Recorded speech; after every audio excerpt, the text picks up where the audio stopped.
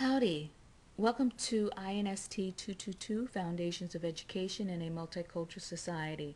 The purpose of this tutorial is to share a brief welcome/orientation to our course. I'm Dr. Valerie Hill Jackson, Clinical Professor in the Department of Teaching, Learning, and Culture at Texas A&M University. You can find me at 322 Harrington Tower during my office hours. Our course is totally online and you can access it by logging on to ecampus.tamu.edu. Using a constructivist approach, students will become aware of the issues that are pertinent to being diversity conscious in a culturally, linguistically, ethnically, and economically diverse world. So everyone isn't meant to learn online. So if you take a look at your screen on the left, you'll see a list of skills that one needs in order to be a successful online learner. One needs to be self-motivated, read effectively for comprehension, and have great time management, writing, technical, and presentation skills. If you take a look at the screen on your right, here's our agenda. We'll cover items number 1, beginning with technology needs, through number 9. The rationale for multicultural education. Let's begin with number 1, technology needs. So since this class is totally online and you'll interact with technology quite a bit, you need to know about our Help Desk Central services. You see the phone number there. So always go to Help Desk Central or ITS for support. Your instructor cannot give you that kind of technology support that you sometime might need. Make sure that your Java settings on your laptop or computer are up to date, and the recommended browser is the latest version of Firefox. Netiquette, number 2. Netiquette stands for Internet Etiquette, and it refers to the set of practices created over the years to make the Internet experience pleasant for everyone. Keep these 4 things in mind as you interact online. Letter A, remember the human. Letter B, adhere to the same standards of behavior online that you would follow in real life. Letter C, make yourself look good online. And letter D, don't post flame bait. In other words, avoid being provocative with peers or your instructor. We want to make sure we're respectful of everyone so that we all can have a pleasant online experience. To learn more about these etiquette rules, just take a look at your syllabus. Number 3, communication and feedback.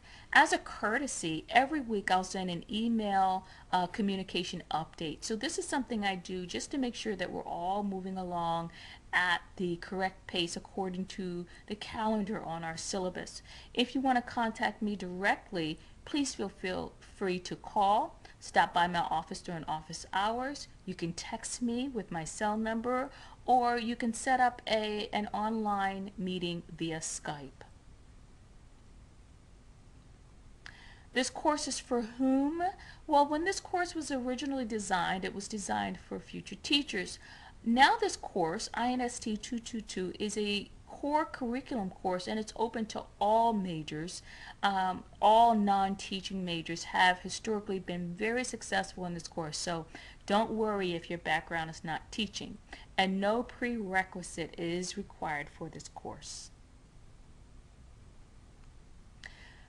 Let's talk about our syllabus, number 5. So our syllabus and the content of our learning experiences have been arranged by modules, 5 modules. And a module is just a sort of a set of planned learning experiences. So we're covering the 5 modules indicated on your screen, number 1 through 5 in the upper right hand corner. And as you flip through your syllabus, you'll see the content and your assignments and lessons arranged by module, number 1 through 5. So to make sure that we are really having a seamless interaction from your syllabus to eCampus, you'll see those same 5 modules indicated on eCampus as well. So when you log on to eCampus, you'll be able to identify those lessons by module and the assignments. So the modules on the syllabus and eCampus help you follow each lesson and assignment in the order that they're presented on our course calendar. Good luck, everyone. Please take the time to review your syllabus as well as get to know where and how to access your content for this course on eCampus. Now, there are several assignments that we have this semester. They include a student understanding form, we have several quizzes, final exam, we have journals for reflective writing, we have a diversity IQ survey pre and post, we have an iTunes University assignment, and we also have a final culture group project that also includes a planning sheet. And what I want you to notice on this diagram here is that these assignments have been color coded, and so these colors represent something that I'd like for you to pay attention to. So for example, let's begin with the quizzes. You'll notice that they're color coded in blue, and what that means is that you'll be able to complete the quizzes at your own pace.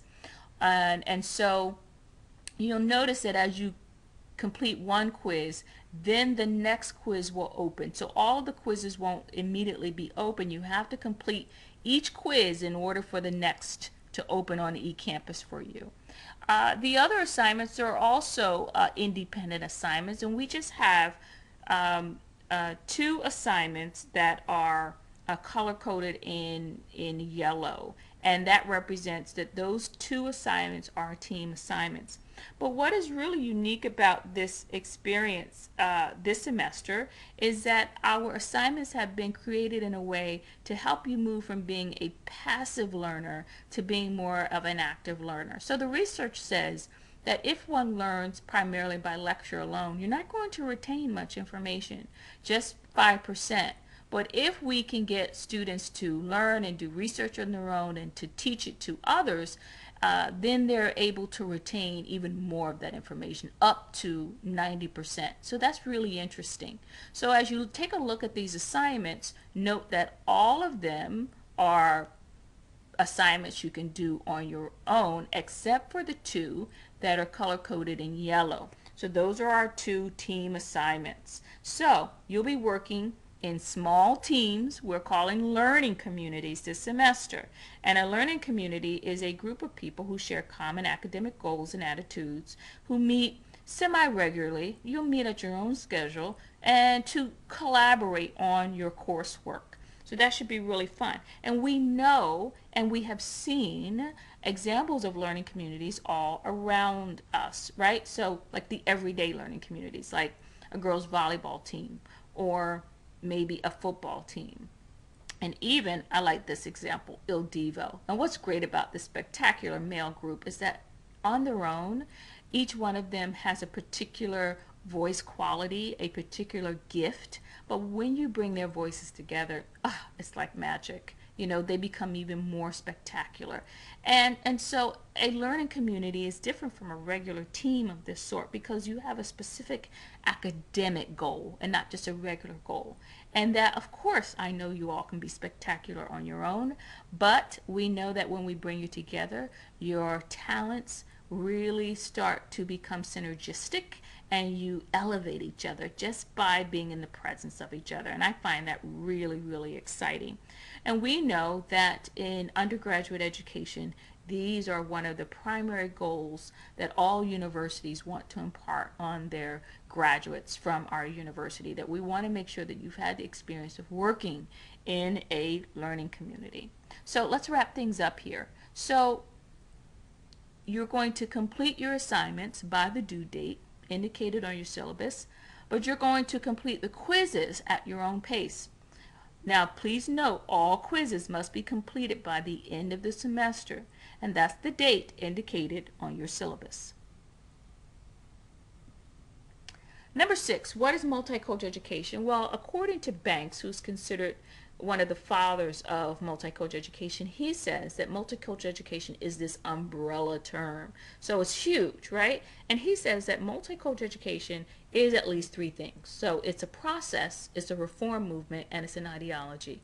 Let's begin with process. Just look above the umbrella on your screen. So when we say it's a process, It means that it's something that doesn't occur like Multicultural Day or Latino Heritage Month, but process meaning that it takes time, and if we do it in a real cogent way, it should become a part of the institution and a part of the people in that institution. It happens over time. It's a reform movement. So, what is it that multicultural education seeks to reform? Curriculum from the kindergarten through the college level. So, we want to make sure whether you're learning engineering, science, art, history, that those courses include various perspectives of different people that have made up our beautiful country, so that there's a diversity of perspectives in the curriculum. And also, multicultural education is an ideology. And it's the idea that all diverse groups, whether we're talking about women or persons with disability or people who have a different sexual orientation, that everyone deserves dignity and respect. And I think that's an ideology we all can sort of agree with. Now, because multicultural education is this huge umbrella term, there are many topics that fall under this umbrella that include, such discussions as gender, socioeconomic status, classism, ethnicity, sexuality, exceptionality, immigration, language, religion. Of course, we can't learn all these topics this semester, but so our goal is going to be to try and learn the principles that help us to have a better understanding of these diverse topics. So, multicultural education is an interdisciplinary field. What does this mean? It means that there are many disciplines or fields of study that come together that help to articulate what this particular field is all about. So when you talk about multicultural education, you have to go to the field of science, right? You have to go to the field of math, language arts, history, philosophy, sociology, psychology, anthropology, and the list could go on and on. So all of these fields together help to make up our understanding of the field of multicultural education. So the goals of multicultural education are similar to the goals for Education for America. And see, these goals of democracy, educational achievement, multicultural education, and the goal of being a great Aggie all have something in common. Because at the heart, at the core of these goals are these issues that we all aspire. We all celebrate these ideas of humanity and equality. So the goal of multicultural education is similar to the goal of democracy, which is similar to the goal of educational achievement, which is similar to the goal of just being a great Aggie. Humanity and equality. To understand multicultural education a little bit better, we need to see what's going on in the U.S. and around the world. When we take a look at the U.S. population, we have a little over 300 million people in this country. And by the year 2030, we are projected to have nearly 360 million. If you break these numbers down, you get to an understanding of where we're going in terms of each ethnic group. One only needs to look at the estimated population of the world, for example, right? So if you take a look at the pie chart on your right, we see that most of the people who occupy this planet are Asian, right? Followed by those who come from African descent, followed by those in the Americas, and then those in Europe. So we really get a sense of who is actually occupying the planet by the different ethnic groups. And it should, really sort of remind us of the fact that our world, our planet, is a very diverse place. When you look at the U.S. population by ethnicity, we see that 62% of our citizens in this country come from white non-Hispanic backgrounds. 17% are Hispanic Latino, 13% African American, 5% are who we call Asian or Pacific Islander, 2% and 1% are make up several different ethnicities. So we see that just looking at the U.S. population, we see that we too are a very diverse nation and one of the most diverse nations on the planet. When we look at our student population inside the state of Texas, we should see something interesting going on. So nearly half of our student population in the state of Texas is Hispanic. 33% are white, 14% African American, and 5% make up Asian and other. That's quite interesting. I want you to really take a look at this data. As we move further along and look at the population of our teachers, we find something quite interesting going on in the state of Texas. 88% of our future teachers are white, 12% are other, but we find that nearly 75% of our student population represents something that is not white. So there is this discontinuity that's going on between our teacher and student population. What does that mean? Does that mean we need to recruit more diverse teachers? Well, that wouldn't hurt, but you don't need to do that. All we need to do is to ensure that we have teachers who are culturally competent. Teachers that regardless of who pops up in their classroom, they know how to teach to their culture and share lessons that will excite these learners who come from backgrounds that may be different from themselves. It's just something to think about. The rationale for multicultural education? Well, we need to make sure that our students in our classrooms have the best possible education from the best possible educators. So we're going to get all kinds of diversity in our classrooms. Children with disabilities, children with different ethnicities, children who speak another language at home.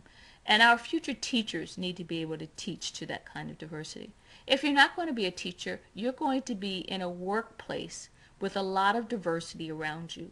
People who don't think the same as you, who may not share the same language, sexual orientation, and we need to make sure that you're culturally competent as well. So if you're going to be a citizen of our wonderful country, we all need to be culturally competent. Thank you for your time, and gig 'em.